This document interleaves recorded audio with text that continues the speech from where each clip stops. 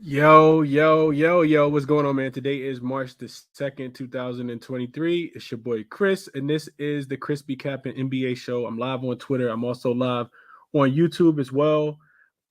Just trying to find some cash for all the new people. Maybe it's your first time listening to the show. Maybe somebody referred you. We collectively come together. I host this Twitter space, try to break down these NBA games and find some money, find some winning bets based on size and totals and props and spreads and everything that you can possibly name. So if you are new, consider checking out the YouTube show. If you're on Twitter, consider checking out the Twitter spaces if you're on YouTube as well. It's a bunch of different dynamics to both. Hit the like button for me if you guys can as well. And then also just want to plug the morning show. I do a morning show to try to get ahead of the earlier lines as well, called Cashed It with Chris at 7 a.m. Eastern time, Monday through Friday. So if you want to try to get the best of the number, tune in with me at 7 a.m. live if you can, because the last couple of days, today and yesterday, we did get a chance to get some live numbers this morning. Some that I'm kind of beating myself up over not placing, specifically in the Toronto game and the Washington game, because I do think that game goes under. Talked about taking the under on the live show as the line became available at 7 o'clock this morning. Didn't put it in, and of course, it's gone down 4 points now. I still think the game goes under. I think it's a defensive type game, but we're gonna get into that. So everybody else that's been rocking with me for a while, I appreciate you guys for being here. I always say that. I like to make sure I acknowledge that as well. If you're enjoying the show, please, like the tweet, retweet the show, get as many people in here that are, just wanting to listen, but also get as many people in here that are wanting to contribute as well.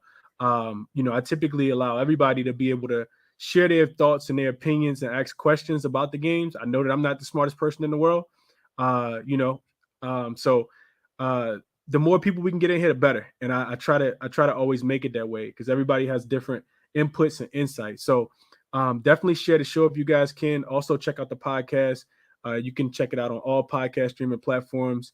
Just search ChrisBeCappinn, or you can search Cash It with Chris, and it should come up.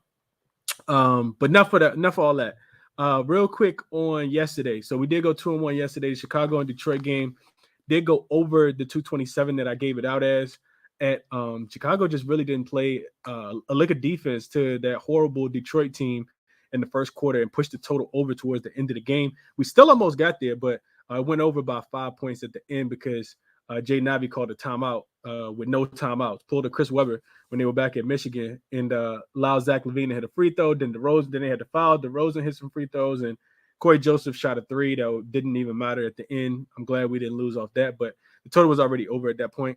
We did get there with the Knicks. Left some money on the table yesterday with the Knicks. Anybody who watched the Bet US video heard me say that I took the Knicks minus 7.5 as the best bet. I predicted a double-digit win.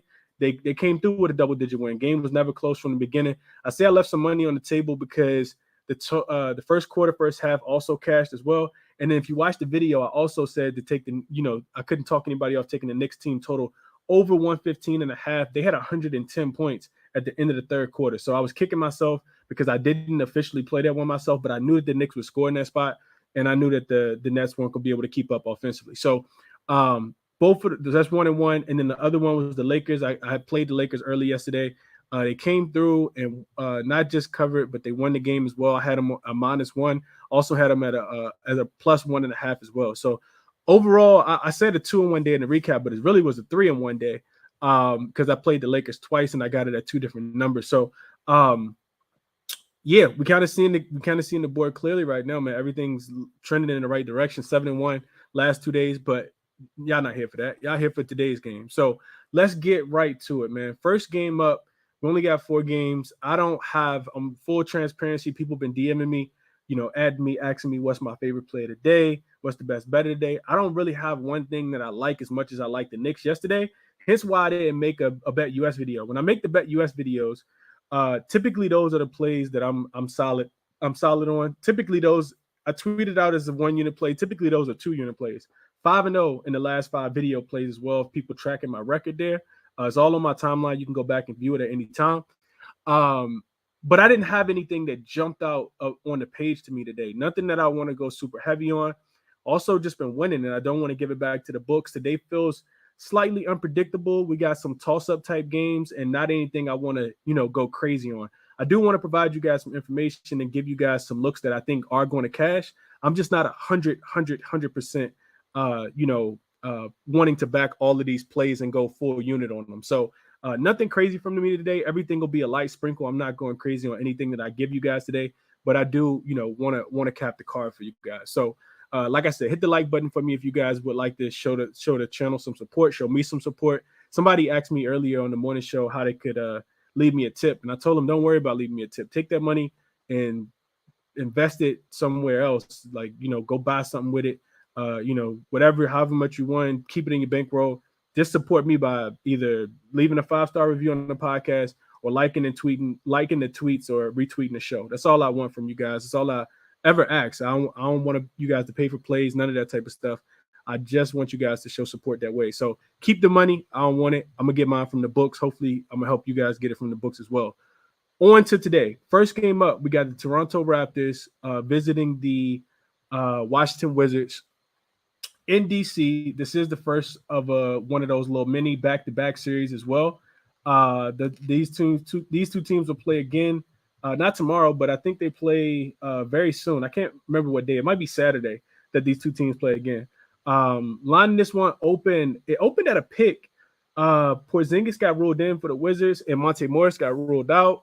On Toronto's side, they have everybody kind of full squad right now, and this team has actually been playing well recently. I know that they've been at home and it's been, to some lackluster opponents, but I like Toronto tonight, man. I talked about it on the morning show. Didn't take them at a pick. Haven't played it officially yet either, if I'm being transparent and honest with you guys, but I am going to play Toronto. Just really wasn't, I don't think the line's going to move too much more. A lot of the information that I pulled for this game, whether you look at Toronto on the road as a dog, on the road as a favorite, which they don't do well in, they're only 1-9 against the spread when they're laying points on the road. So not a spot you necessarily want to back Toronto in. This is a new Toronto team, though, and Toronto's been the walking wounded all season long. If you guys have been paying attention to the Raptors, Siakam got hurt. Fred VanVleet's been in and out of the lineup. Gary Trent Jr. got hurt. OG Anunoby's been in and out of the lineup. But you bring in, I think they did something that they really needed to do, which was bring in a guy like Jakob Poeltl, who really solidifies that defense on the front line and can protect the rim for this team. So I like the Toronto Raptors today, man. The Wizards have been wishy-washy and kind of up and down. I think, let me see what I got in my notes. So here's my quick summary of why I like the Toronto Raptors today. So I went back and looked at the teams the Wizards have been playing recently. It's all teams that they've beaten recently. The Wizards have beaten recently. It's all teams that don't play defense. They beat the Hawks the other day. They beat the Pacers, the Hornets, the Spurs, and they did catch the Timberwolves on the second leg of a back-to-back. I'm sorry, no, they caught the Timberwolves slipping right before the All-Star break. But if you look at the teams that they've actually lost to, it's all defensive-minded teams, right? They lost to the Bulls. We know that the Bulls are the top defense in the league. Don't know what they did last night in Detroit, but they are the best defensive team in the league over the last 5 games, last 10 games. They lost to the Knicks. They lost to the Warriors, which the Warriors do play defense when they're at home. They lost in Golden State. They lost to the Cavs and the Nets, and then you can just keep going on and on and on. So I know that the Raptors are only 0-5 against the spread as road favorites, and they're 1-9 against the spread as road favorites, and 0-5 against the spread in conference games as a road favorites. But I think, having a healthy whole team right now and having Jakob Poeltl would be enough for me to take them. The Wizards do come out and they play their best brand of basketball in the first half. Typically, they fade in the second half. So if you want to take the live line and you see the Wizards winning by 10 points at the end of the first quarter, 5 points at the end of the first quarter or the first half, I would be live betting the Toronto Raptors in that spot tonight if I didn't play the game. What I am going to do, though, like I said, small play, I am playing the Raptors. I'm probably just going to take them on the money line. All the trends that I ran had the Toronto Raptors and the Washington Wizards being really, really close, like a pick almost. But I do think Toronto's the better team. I think they're in the better form right now. Monte Morris is also missing for the Washington Wizards. Porzingis could struggle in this first game back. I just feel like Toronto got a lot to play for right now, especially with the playoff seeding online. And they need to win games like this, especially against the Washington Wizards team. So Toronto is the top play in that game for me. I wouldn't even take them I wouldn't take the -2. I'd probably take them on the money line. And if you took him on the money line, you can get him at minus 132. So not too bad of odds. You could play the -2 if you want to. I do feel like it might be a one possession type game. And I could be wrong. Toronto could win this game by double digits, win it by 5, but the Wizards are feisty at home. I like the Raptors. I'm probably gonna play the money line at minus 132. Also like the under, but I'm not playing it at 222 and a half or 222 because I missed the best of the numbers. So that's what I got for you guys on the first game. The Philly and Dallas game, I'm totally skipping over. I know Joel Embiid got ruled in. Spurs down to 3. Dallas is laying 3 at home. This is the TNT game tonight. Total opened at 230. It's down to 229 at most books. I can't back Dallas right now, man. I know that they're a favorite.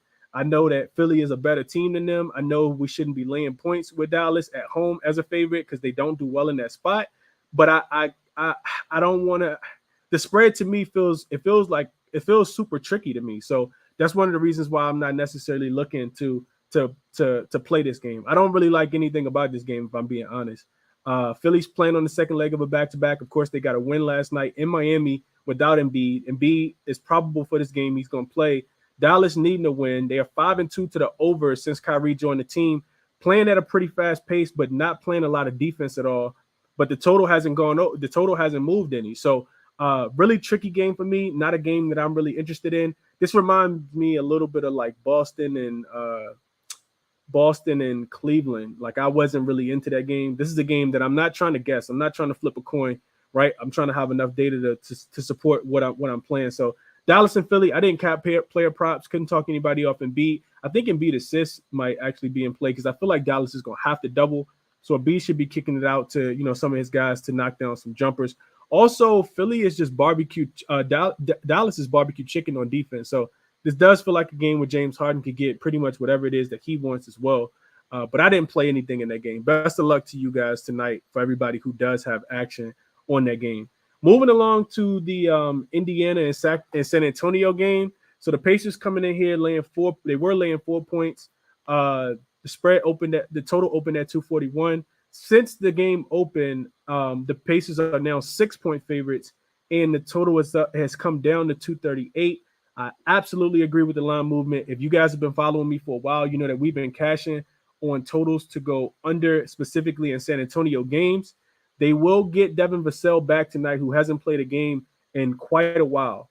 They will also not have damn,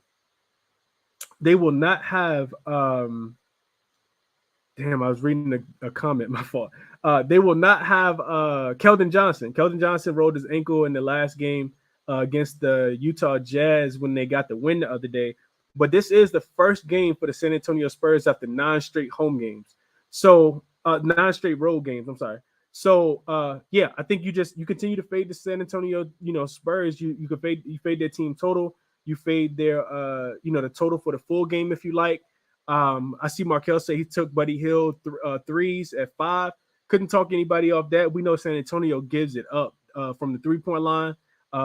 Everybody should have not everybody, but a lot of players should have a really good game today. Tyrese Halliburton is listed as questionable. With him, with the line moving to 6, that implicates that he's probably going to end up playing in this game. But I just like the under. I don't care if Tyrese Halliburton gets ruled in. It's one of the reasons why I haven't played it yet. It's probably the top play of the day for me if I had to have one would be the under in this game. One thing I looked at was the Spurs. They are 4-2 to the under as home dogs of 4 points or less. So what that tells me is that when the Spurs are at home and they're playing a team that they could potentially like keep the game close against, that's when their offense struggles the most. But they do play defense in that spot. So Spurs 4-2 to the under as home dogs of 4 points or less. The games are only averaging about 214 points in those 6 games this year, where the Spurs have been a home dog of 4 points or less. Typically, they're big home dogs, like 7, 8, 9, 10 points. They're also 7-4. The Spurs are to under in February with the total of about 232 points being scored. And if you subtract the overtime games that they played, they're only averaging about 229 points total in those games, in 11 games in the month of February. So also on the opposite side, you look at the Pacers as road favorites, which doesn't happen much. The Pacers are not a good team on the road. They typically play down the competition. They play up the competition as well. but the Pacers are 2-1 to the under as road favorites, average of about 214 points. So when the Pacers do play defense, it's typically when they are on the road and when they are favorites. So all of that to me points to, in addition to Keldon Johnson being injured, to me that points to the Pacers and the Spurs going under this total of 238 points today. If Tyrese Halliburton gets ruled in, I do think that there's potential to get a better number. So I couldn't talk anybody off waiting to get a better number. I don't think that he got ruled in yet. Let me just check real quick because I want to make sure I'm not giving y'all some wrong information. Let's see. Halliburton. Yeah, he's still listed as questionable. So we don't have an official update yet. But yeah, that's the way I'm thinking. I'm not laying six and a half points with the Indiana Pacers, though. Even though, everybody's been beating San Antonio. San Antonio did just get a win. They're not trying to win games, though. So that's one thing I'll add too. Certain teams are really trying to gear up and get, into playoff position and, accomplish their goals and their dreams. And you got other teams doing the same thing. They're just on the bottom of the spectrum. And a championship trophy is in grasp for like probably 10 teams or 12 teams, probably about 6 in the East, 6 in the West, and then there's also about 4 teams that's really fighting for Victor Wembanyama, and that's their trophy this year. And I do think that the San Antonio Spurs are not trying to win games. They won one, so they probably go on another long losing streak, even though they do got the Rockets coming up twice, so that's going to be a battle of the tank teams soon as well. But top player in this game would be the under 238 and a half if you can get it. If you wait for Halliburton to get ruled in, the total probably will go up just a tad bit more. But honestly, I probably play it all the way down to about 236 if I'm being honest with you guys, because I think San Antonio goes under. Also, sneaky prop look, Miles Turner, over 2.5 blocks. I saw it at plus 105 earlier. The Spurs are allowing centers 4.62 blocks post All-Star break. So I do think we cashed on Miles Turner. We took his points plus rebounds 2 nights ago against the Dallas Mavericks. Dude's been on fire lately. Just a lot more aggressive.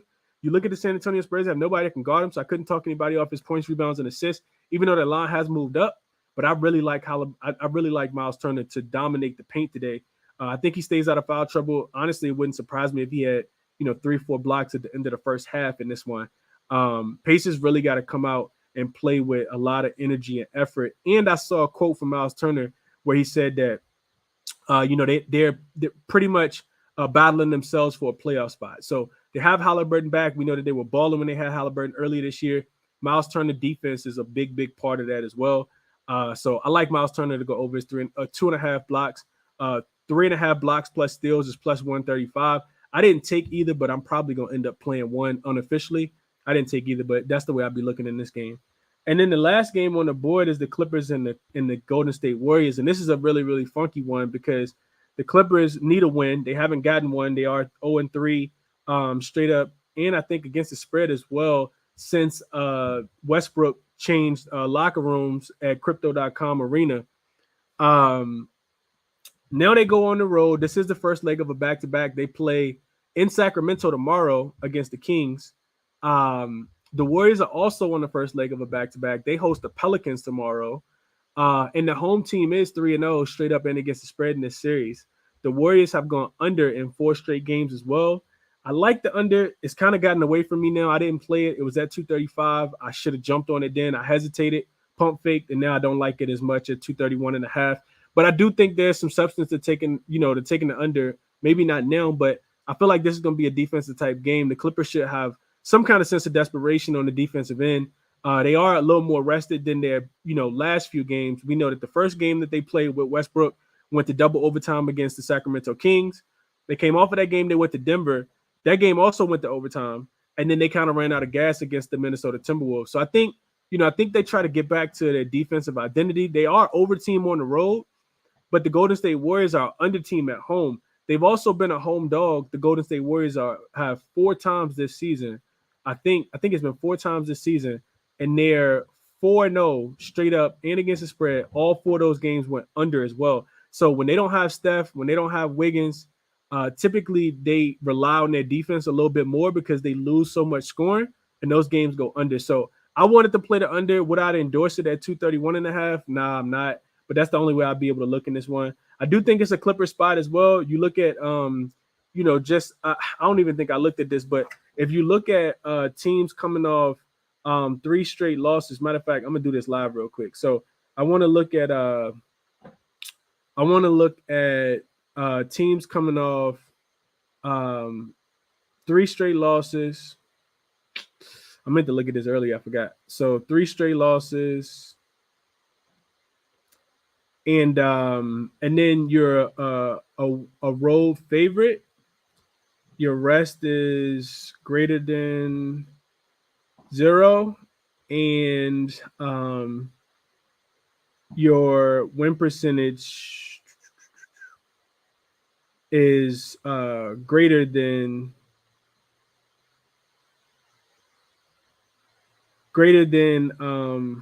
your opponent win percentage. And hold on, let's add and that is post All-Star break, so we can get some meaningful basketball statistics in here. Yeah, so yeah, I thought this would be profitable. So hold on. Previous loss, and away favorite, rest is greater than 0, and win percentage is greater than opponent win percentage, and after All-Star break. For some reason, I don't see the game coming up. Let's see. Dang. Hold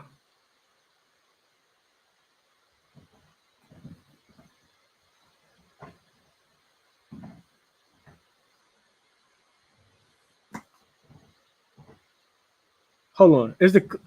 Am I tripping? Is the Clippers record better than Clippers? Clippers are better. They're better than the Warriors, right? Hold on. Y'all bear with me for a second. Hold on. Let me check something out real quick. I swear the Clippers were better than the Warriors.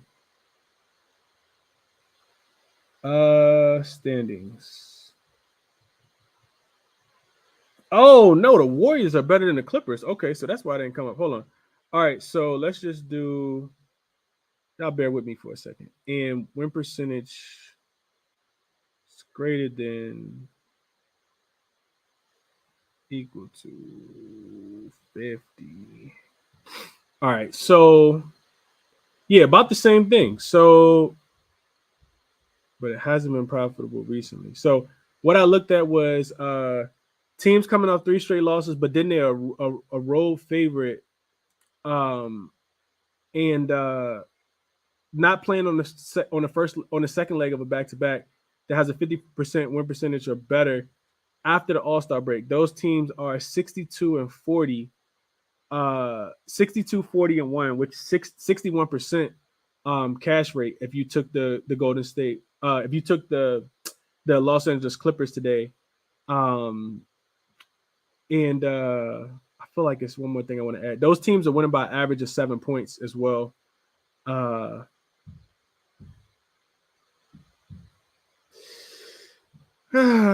Yeah, okay.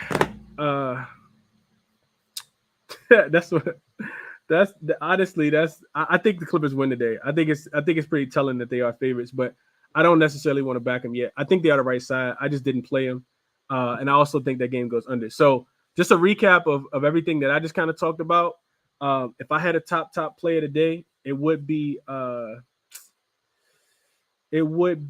under in the San Antonio and Indiana game. Like I said, you could wait for Halliburton to get ruled in. The total probably will go up, and then take the under, or you could take it right now. I think either way it goes under. The Raptors money line, I am going to put not heavy. I'm not going heavy on it, but I am going to play something on the Raptors money line. And I also think the Clippers win, but I didn't play that. So those would be my top 2 plays. Would be the Raptors money line. You can take the Raptors -2 if you want, and the San Antonio and the Indiana game to go under 238 is what I see the current number at. I think the Clippers win today, lose tomorrow in Sacramento. I think the Warriors lose today and beat the Pelicans tomorrow. They'll be back at home tomorrow. It should be a competitive game too, with both teams, trying to make the postseason and get the best seeding with all the parity in the Western Conference as well. So, and I talked about Miles Turner. I think his blocks are definitely in play. Plus 105 for 2.5 for Miles Turner against the offense that's getting their shot blocked by centers at 4.5 times per game post All-Star break. I think Miles Turner is probably top 3 or 4. I didn't look at it, but I think he's like top 3 or 4 in blocks as well. So those will be the looks, man. Those will be the looks that I have for today. But like I said, I don't like the card as much today. I don't like the card as much today at all. So I didn't go heavy on anything. Let's see. Let me go through some of the comments right now, and then this is the time, as always. I always say, man, hit the like button if for me if you guys can. If you want to show support, you want to show support, hit the like button for me if you guys can. Send me a request if you guys got looks that you like. I'm gonna go through some of the stuff in the YouTube comment section real quick. And then we'll get to some of the requests. So let's see. Euphoria said he on Indiana and the Mavs money line parlay. Best of luck, Euphoria. I think the Sixers could win that game, but best of luck, man. Detroit +6 should have covered, never cashed. NBA is so rigged, I swear. Ready to make some cash on this ugly slate. Let's see. What up? Y'all got plays? What up, though, Chris? In the chat, my general ass couldn't stay off. I bet the star players parlay on FanDuel. Euphoria said I took Philly money line last night, so I'm off of them tonight. I feel like I know when to back that team. Okay, the Sixers are 6-2 straight up and against the spread on the second leg of a back-to-back is what I wanted to share. I don't think I gave that stat out earlier. Sixers play well on back-to-backs, and they play well in their their non-conference games as well. I remember they went out west on a road trip and played extremely well. They beat up a bunch of teams on that road trip. I remember they beat Sacramento in Sacramento without Harden and without Embiid. So rested Embiid tonight, it could be a little different. Are the Clippers gonna win a goddamn game since the trade? I don't know, Derek. I'm not. I want to bet the Clippers today, man. I just couldn't get there. I couldn't get there. Also on the Sixers and Warriors team totals over. Sixers team total over makes sense to me. Warriors team total over, I don't know about. I think that game goes under, so I would look at the Warriors to go under. Let's see. What else y'all on? Keith said he's on Maxey over 16.5 points and 1.5 threes. Maxey it could be another Maxey game. I know Maxey played big last night. Pistons +6 was the best winner yesterday. What else y'all on? Let's see. Man,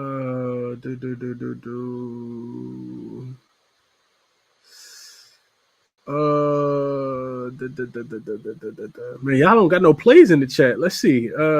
I appreciate the love in the chat. I'm looking for some plays. Let's see. You still like the Luka 7.5 assists, 7.5 assists. The Spurs first half can be sneaky. I think when I was talking about taking the Spurs first half against the Jazz, is because the Jazz are actually one of the worst first half teams in the NBA.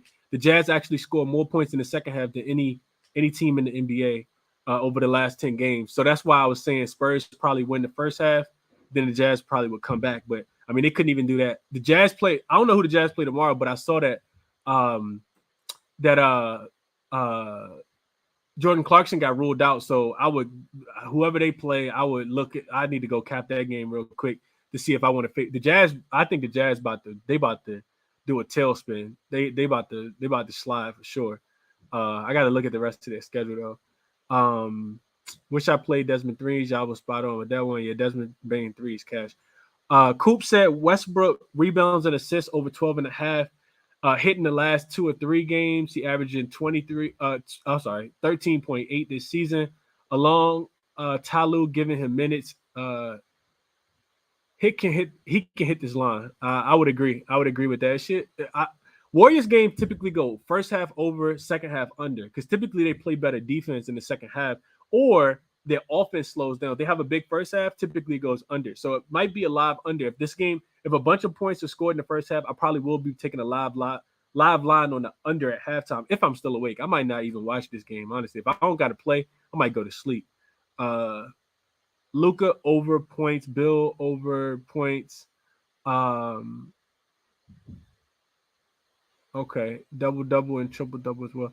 I'm on the Warriors team total under 114.5 and Spurs team total under 115.5. Young Crotty said that. I actually like both of those. What apps are you using for these filters? Killer Sports RKO is what I'm on. And Mad Stoney, I'm not high, bro. I don't even smoke. I don't smoke. Let's see. What else y'all on? What else?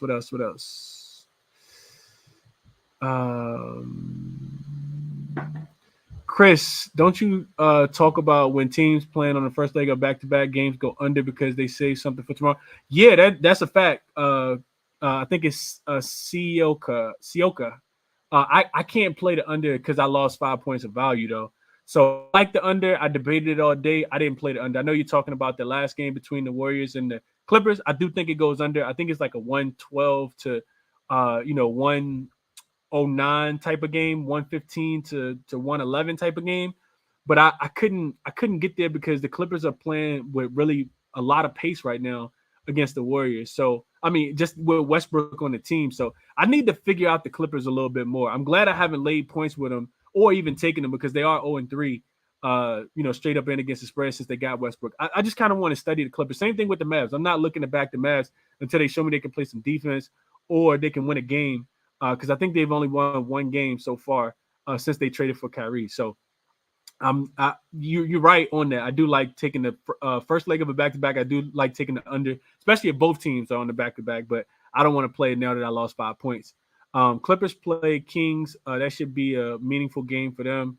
If Clips don't win tonight, the Lakers' downfall is going to be looking real Westbrook faultish. Yeah, it's not Westbrook fault, man. I love the Lakers, but I don't blame Westbrook for us. I mean, that's Pelinka fault for bringing them and everybody else who recruited them. That's not Westbrook fault for not fitting the system. I like Westbrook. I like Westbrook a lot, just not on the Lakers.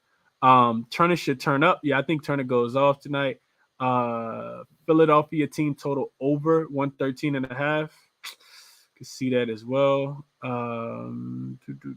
What else? Gary Trent over 14.5 points despite going back to the bench. That's a hell of a look. I didn't cap that at all. Not confident Tyrese plays tonight versus Spurs. No need to force him. Calf strain. Rick Carlisle didn't sound too optimistic about playing him. I didn't even see that.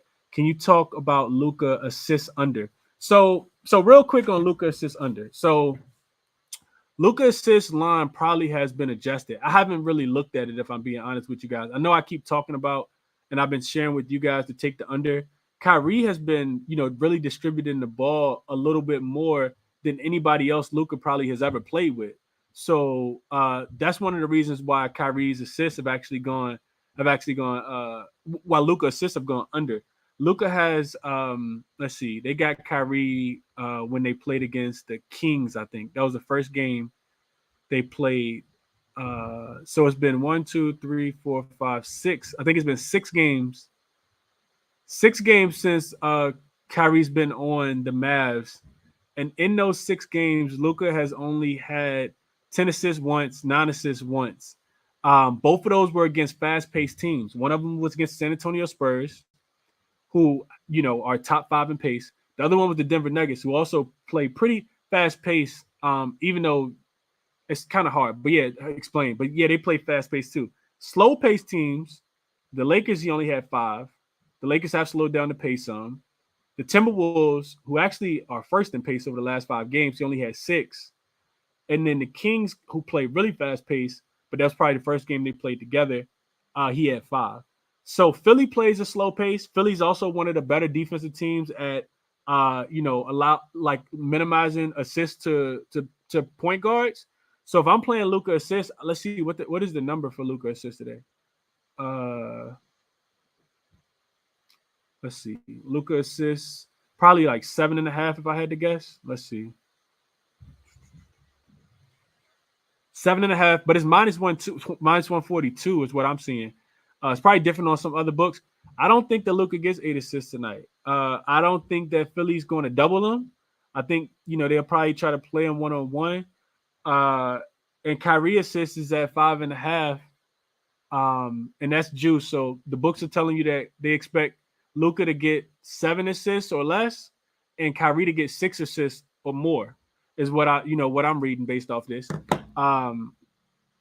Yeah, those are my thoughts. I'm not. I wish I had been taking Luka assists under. Honestly, yeah.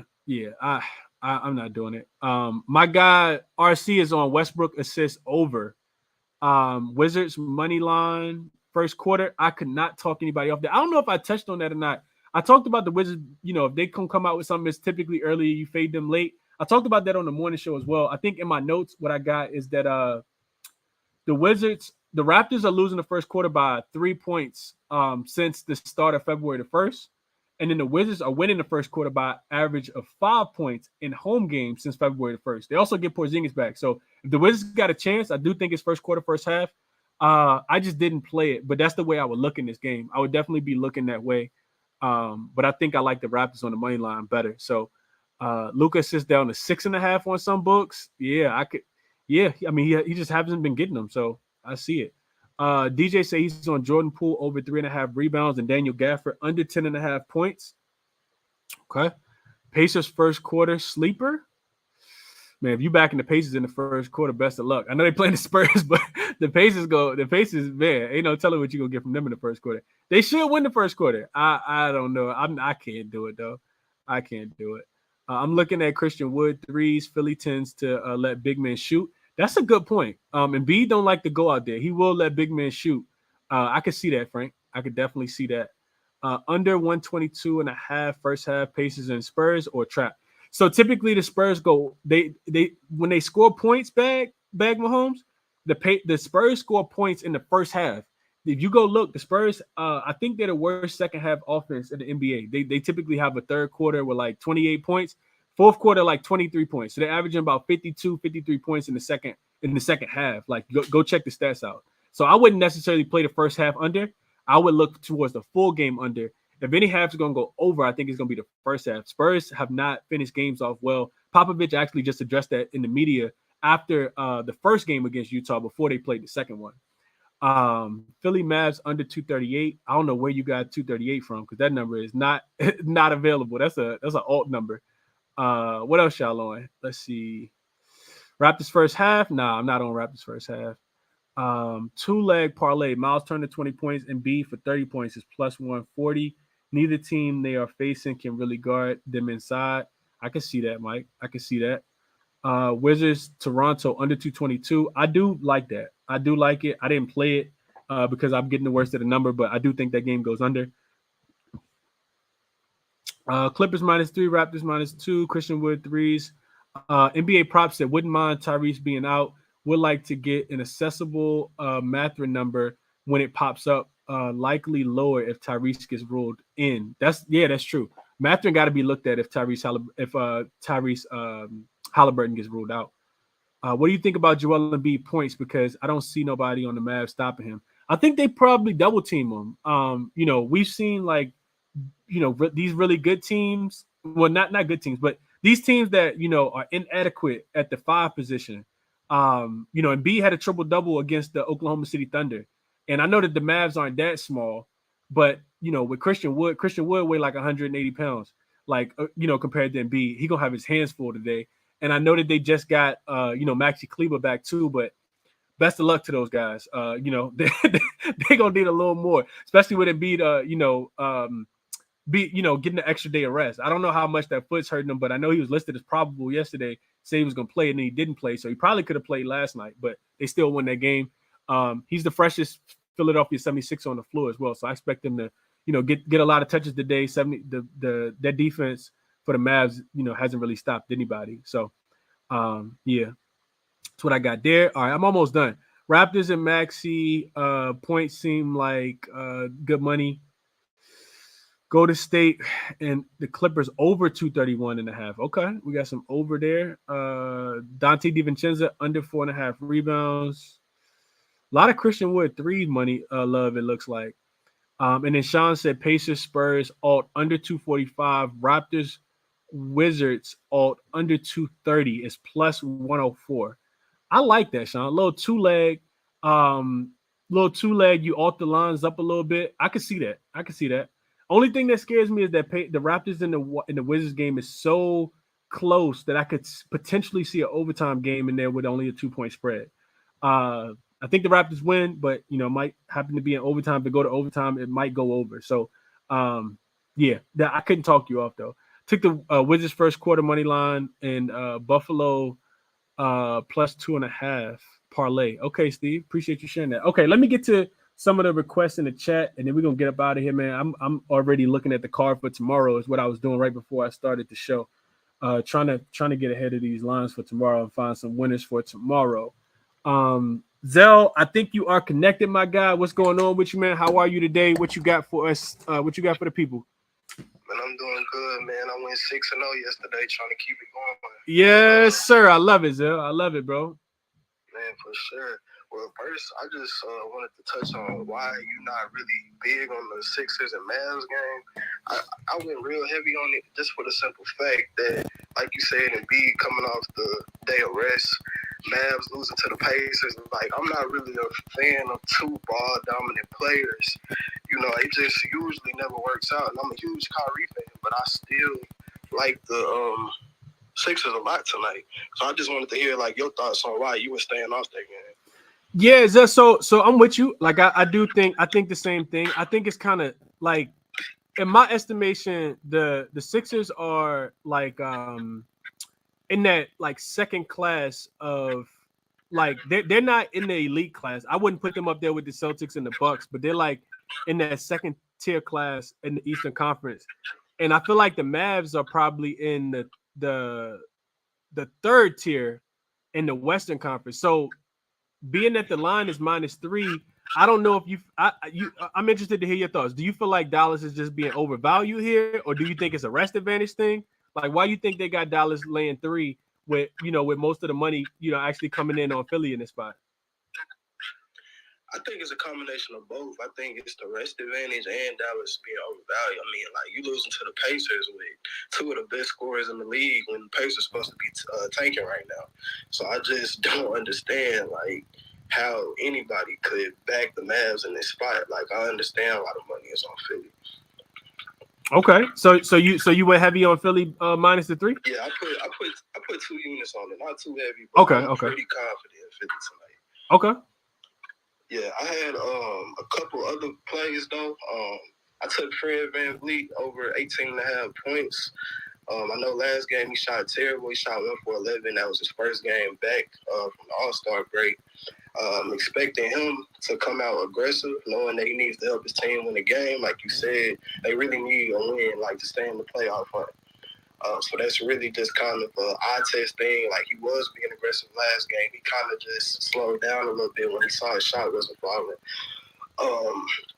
Another play I had was not an official play, but was Buddy Hield's assist. But I'm only going to take that if Halliburton gets ruled out.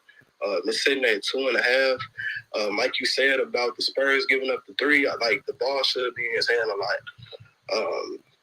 They're going to give up the 3, but they're also going to run out to him a lot. So I could just see a lot of easy assist opportunities coming. So if Halliburton doesn't play, I think that 2.5 is pretty low. Okay.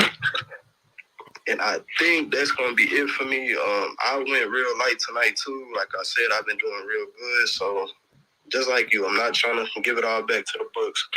That's all I got. Absolutely. Okay, so Zell, real quick, what you get Fred VanVleet at? I got it at 18.5. It was, I think the odds were -105 when I got it in, but it looks like it's moved to around -118 on some books. But I really like Fred tonight. Fred VanVleet over 18.5 points, Philly -3, and Buddy Hield over 2.5 assists if Halliburton gets ruled out. If Halliburton gets ruled out. Got you. If he gets ruled out, that make a lot of sense. Okay. Okay. Hey, best of luck, Zell. I hope you catch these, bro. All right, for sure. Let's see who else we got. Did I get Ben connected? Ben, what's up, man? How you? Hey, man, how you doing? I'm good, Ben. What's going on? Not much, man. I got a couple plays for tonight. I'll start with my favorite one. We got Miles Turner over points and rebounds. Miles Turner's kind of been a little bit different as a rebounder. Since kind of about the halfway point in the season, he's been really raking in the boards. I think at one point you could have looked up at the stat sheet. He was averaging, right around 7.5 rebounds a game. halfway through the season. And now you look up last 15 games, he's averaging just under 9. And we got a plus matchup from a rebounding standpoint tonight. San Antonio really struggles to rebound the ball, especially against athletic bigs. And then, Miles Turner's kind of been on a tear in terms of his volume, shooting and his scoring in general. If you look at the games where he's kind of got an athletic mismatch in terms of the matchup at the center position, he's getting 15 field goal attempts more often than he's not. And with how he's been shooting and just the efficiency he's been scoring, I see him getting over this 29.5 points plus rebounds, fairly easily. That's my favorite bet of the day. San Antonio's been giving up about, I believe 4 points per game more than their opposing center scoring average to opposing centers, and about 1.7 more rebounds to opposing centers over their rebounding average over the last 30 days. So I really like Miles Turner points and rebounds tonight. That's my top play. And then I got Jakob Pertl also over the rebound line at 8.5. In 2 career starts against Gafford, he went for 11 rebounds in both games. And then if you look just from a matchup standpoint, the other guys, for Toronto, and with usually a positionless, defense is not able to be positionless tonight because of the personnel that Washington plays with Porzingis at the 5, at the 4, and Kuzma at the 3. He's going to be guarding the least, I would say probably the lowest scoring threat, in the starting lineup for Washington, which means he's going to be able to really focus on getting rebounds rather than having to contest shots. With Porzingis, Kuzma, and Beal, obviously much higher volume shooters than Gafford. So I really like Jakob Pertl to go over the 8.5. I would probably say he gets to that 10 plus pretty easily. I kind of capped it as him getting either 10 or 11. So I would say those are the 2 main ones. Then I put a little bit on the Philly over, just the game over, Philly Dallas over, just because I like the mismatches on both sides to score. With Philly on a back-to-back and Dallas trying to push the pace lately, as you've pretty well articulated both in all your shows that you've been on. So that's kind of what I'm on tonight. Okay, so Ben said he's on the over between Philly and Dallas. I think the number is 229, and then or somewhere in that area. And then Jakob Pertl over 8.5 rebounds, and Miles Turner points plus rebounds over 29.5. I like it, man. Yes, sir. Yes, sir. I like it, bro. I was on Miles Turner the other day, and his line went up, and I think it scared me a little bit, which it shouldn't have, because San Antonio giving it up left and right. But I like Miles Turner, a lot tonight. I like what you just said about his points plus rebounds, man, because I was gonna go right back there, which he's been clearing. The books did put the number up, but it's expected because they're playing against the Spurs, of course. But I also, like I said, I like his blocks over 2.5 as well. So I might sprinkle on his blocks, but I still haven't put that in yet. Appreciate you, Ben. Best of luck as well. Hope you cash these tickets, my guy. Let me kick it to Amar real quick, and then I'm coming to you, Dream. What up, Amar? How you doing, bro? Hey, what's up, bro? How have you been? I'm good, man. Things been going pretty good, man. I can't complain, my brother. I can't complain, man. Chilling. That's what's up. I'm not really gonna give out too much today. Just gonna really touch on what bro before Ben was saying. My bad. I think his name was Zell. So the Mavericks, this is more of an early season trend. I haven't seen the trend lately, but in primetime games, Luka just really steps his game up.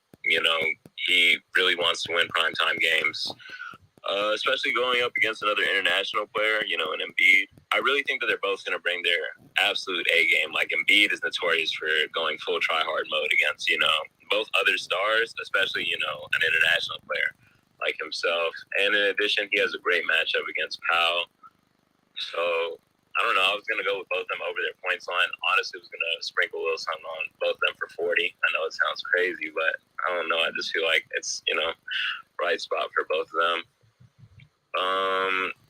Also, he said another player Mathurin, that's right. In his only other game against the Spurs earlier this season, most of the players on both teams weren't the same, but he did score 26 in 28 minutes. This is also kind of a good matchup for Mathurin. In addition, he playing two fellow rookies in Branham and Sohan, and if you know Matherin, he takes that stuff like semi-seriously, wanting to show them up and whatnot. So definitely on Matherin's overs today too. And honestly, last one, wait. Hello? Yeah, we waiting for you. You got it, bro. My bad. I didn't see my thing moving, so I thought maybe it stopped. But lastly, I actually wanted to. I was either gonna play either PG or Batum, depending. I'm pretty sure Morris isn't gonna play since he's a late addition to the injury report. Mm-hmm. So I was probably gonna play Batum threes just because based off how they're playing against the Blazers, I doubt that they're gonna go the same zone the whole game. But especially with Westbrook attacking the paint, the corner threes are going to be wide open for the most part. That and, mid-range shots. So I felt like it was either going to be PG or Batum. Your under talk kind of scares me off PG, though, since, his line is 23 and a half or whatever. So it's like, do I really want to bet on someone's line who's so high, or Batum when he gets put up, whose line is only going to be 1.5 threes for probably plus money. So you could probably get 3 at plus somewhere in the plus 350, plus 450 range. So yeah, pretty much all I'm on for today. Yeah, so I don't want to talk you up, bro, because I didn't play that under. I didn't play the under in the Warriors game. I just like I said, I need to see a bigger sample size with the Clippers for me to feel like I can really get a good gauge on this team, which is why I didn't bet the game. But what I really think happens today is I can't put my money on this because I haven't seen it yet. I'm one of those bettors where I kind of need to see it first, and I'm like, okay, that's what I thought was going to happen. I didn't make any money off of it, but I predicted it right. So the next time, maybe I'll do it. And what I think happens in this game, I do think that the Warriors, I think they probably lose this game by 7 to 10 points today. I just didn't bet the -3.5. I think, like I said, I think they win tomorrow against the Pelicans, and I think the Clippers probably get smoked tomorrow because Fox is going to be back and they play in Sacramento. So if the Clippers go super hard tonight, I'm fading them tomorrow against Sacramento. And if the Warriors, I do expect the Warriors to lose this game. On paper, they don't have the better team. The trends show that they play, they do well in this spot as a home dog and without Steph and yada, yada, yada. But they haven't really played against, good teams. And I do feel like this Clipper team is a little desperate. So I think the best bet for this game, because the total has dropped so much, is down to 231.5. And I don't like that number when I could have got a 235. I think the best bet would be laying the points with the Clippers in this spot. And taking them to -3.5. So I want to talk you off, any overs you like on player props, because I do kind of feel like this game has the potential, to go over as well. So I didn't play the under. Okay. No, I definitely feel you. Oh yeah, another thing before I forget, kind of a system play. Well, two of them really, I'm kind of iffy about both of them though. Don't know if Kuminga, I know I'm gonna play, honestly. So the thing is, usually for power forwards, specifically that position, you have two types of power forwards usually in the league. A guy like Jared Vanderbilt, Jonathan Kuminga, or guys like Kristaps Porzingis, just slower-footed guys, So with a guy like Kuminga, if he gets the ball past him at the three-point line and it's Kristaps closing out, you might as well just count that as a bucket because he's going right past him, So for me, system plays would be either a quicker-footed power forward who has a little bit of a shot, just something to make the defense at least want to come and close out on him, going up against a slower-footed guy. And if it is Batum, GG's. And, also, Pascal and Porzingis, just thought of, same thing, really. Quicker-footed guy against a slower-footed guy. It's pretty simple, but, just like I think it was Ben who was just talking about the centers who catch lobs versus the unathletic centers. That's definitely a thing, 100%. I forgot who it was Jared Allen just scored 20 against. But, yeah, I was looking at the game logs previously against that same player. I want to say it was – I don't even want to guess, but it was one of those unathletic centers. And, yeah. It was Jonas Valanciunas. Valanciunas, yeah. And historically, yeah, he does his thing against Val because he can't fucking jump. I got you, man. Hey, best of luck, bro. I hope you catch them looks. You like it tonight. Appreciate you, bro. You have a good one. Absolutely, bro. You too. Let me kick it to Dream. What up, Dream? What's the vibes, man? How you? I'm good, bro. I'm good, Dream. I see you had a good night last night, bro. I love to see the bounce back, man. Love it. Absolutely love it, Dream. What you got for us today, my brother? Not a goddamn thing, of course. I'm looking for one spot. I'm gonna play a couple of power leagues and maybe catch something live. But I'm just seeing if Halliburton get ruled out. I love all the looks, by the way, especially the Mathurin, the Jakob Hurdle, and even that last look about Saki and Siakam against KP. But I'm looking at TJ McConnell and Andrew Nembhard if Halliburton is ruled out. That's really all I want to say. I would look toward Nembhard points and assists, and I would look toward TJ McConnell points, rebounds, and assists, or assists, depending on the number. As long as it's about 6.5, 5.5, I would play either one of those. That's it. Okay. No, I mean, yeah, I think that's got to be in place, especially with the pace. Potentially could cash in the first quarter. I mean, not the first quarter, but in the first half, Dream, for sure. Especially if the Pacers come out with something early. I could definitely see that.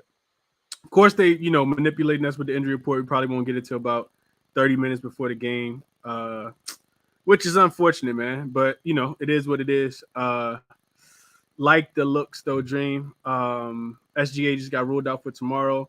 Hey, real quick, Boo Boo's brother in the YouTube section, he didn't get ruled out yet, Sam, in the comment section. Boo Boo's brother in the YouTube comment section said, I sprinkled on Turner and Jakob Poeltl to each get a double-double. He parlayed them at plus 504. I think that could be worth a very minimum piece of your bankroll for really, really good odds. We just kind of talked about both of these centers and their ability to be able to get double-doubles. Turner is not the greatest rebounder on all nights, but, I mean, he's not going to find a better matchup. He also is not going to really guard a center that's going to take him away from the rim either in this spot. So I like Miles Turner double-double, I think. Hadn't really thought about that.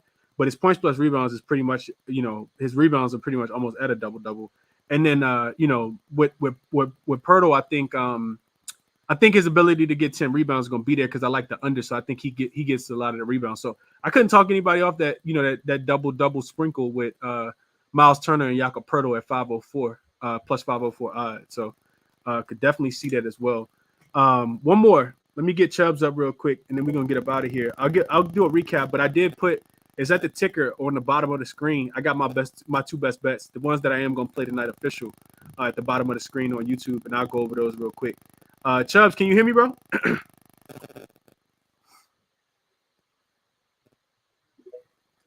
Nah, I don't think you connected, my guy. I don't think you connected, man.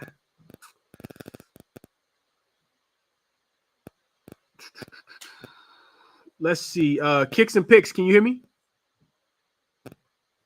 Yeah, I can hear you loud and clear, Chris. What's going on, man? How you doing? What's going on is I'm on the same type of wave as Dream. I don't really got too much tonight. I mean, last night we smacked. Last night took quickly over points. He was at 12 and a half, got 15. We took Grimes. Now, this is just a player I want you guys to watch, Jared Quinn Grimes. His line is usually at like 8.5, but he's been like starting and if not playing 25 plus a night. Last night his line was at 8.5. He dropped 20 points. So I don't know why his line's so small all the time, but I'm just throwing out a couple of my Knicks players that are far exceeding expectations. So obviously Brunson's popped up now. His total points used to be around 18, and now it's a 25 line. However, he smacked that last night. But definitely pay attention going furthermore for Grimes and quickly off the bench because they hit over their points almost every night recently. Yeah, shout out to Stephen. He came in and gave out quickly yesterday on the show. So yeah, a lot of people cashed on quickly yesterday for sure.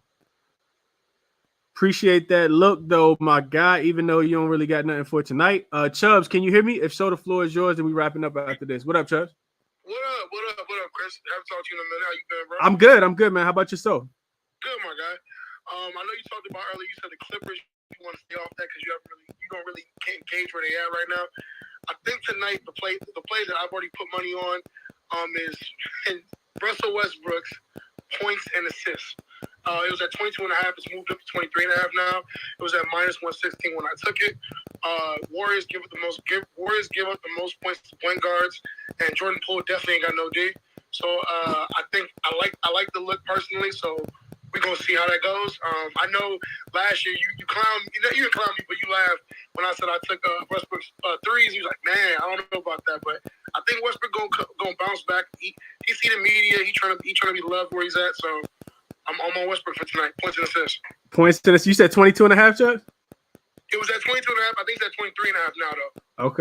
Okay. Hey, Chubbs, I will never talk you off your play, bro. I'm just gonna give you my opinion, man. I don't want to talk anybody ever off their play because if it cash, it cash, and that's the reason why we do the show. I just kind of give people insight. Am I playing Westbrook threes? Hell no, probably never. But it don't mean that it's not gonna cash. I mean, he gonna go hit threes. I just don't want to put my money on the implied probabilities of it. You know what I mean? So you take what you love. You take what you absolutely love, Chubbs. And appreciate you. absolutely, bro. So Absolutely. Now I appreciate you sharing that. I ain't hear nobody say it was on Westbrook points plus assists today. I know some people on Westbrook assists outright, but not his points plus assists. So I couldn't talk you off of that, Chubbs.